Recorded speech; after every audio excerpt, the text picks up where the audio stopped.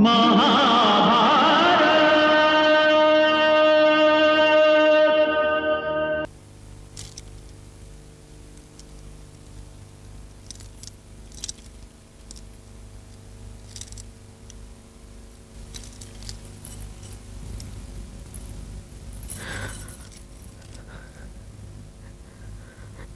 कब तक जागते रहेंगे आर्यपुत्र?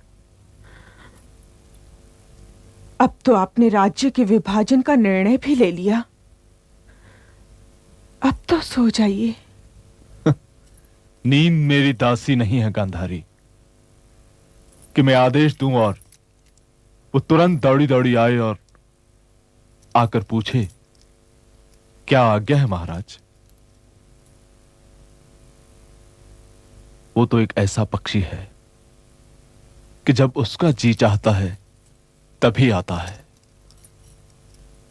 और आकर पलकों के झुंड में बसेरा कर लेता है।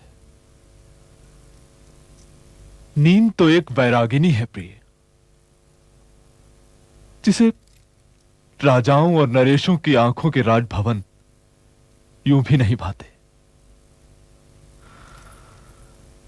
और मेरी आंखों की काली गुफाओं में तो आना उसने जैसे छोड़ ही दिया है। वही तो पूछ रही हूं कि अब क्या कारण है। आपने एक काव्य सुना दिया, परंतु मेरे एक साधारण से प्रश्न का उत्तर नहीं दिया। यदि मेरे पास से साधारण से प्रश्न का उत्तर होता तो मैं अवश्य देता, परंतु मेरे पास तो जैसे किसी प्रश्न का उत्तर है ही नहीं, जैसे मैं स्वयं एक प्रश्न हूं और उत्तर की खोज में भटक रहा हूं। मैं ही रणभूमि हूं और मैं ही अपना प्रतिद्वंदी भी। अपने स्वयं से मेरा युद्ध चल रहा है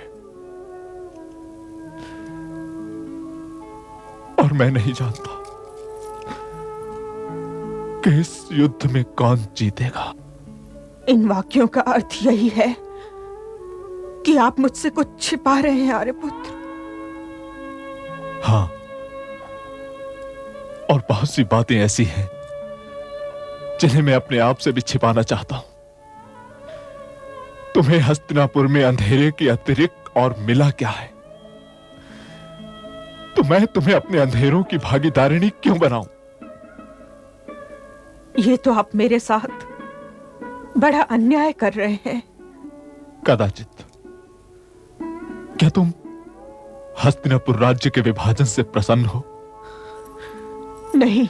देखा ना, तुम्हें इस प्रश्न का उत्तर देने के लिए पल भर भी नहीं सोचना पड़ा और मैं अपने पूर्वजों के इस राज्य का विभाजन करने के पश्चात भी ये नहीं जानता कि ऐसा करके मैं प्रसन्न हूं कि प्रसन्न नहीं हूं।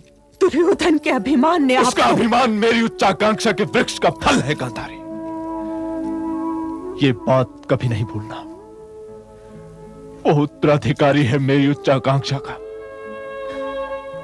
ये मैं हूं जो उसके द्वारा वो सब कुछ पा लेना चाहता हूं जिन पर मेरा सहज अधिकार था, परंतु जिन्हें मैं पा नहीं सका। ये सारा राज्य दुर्योधन का है,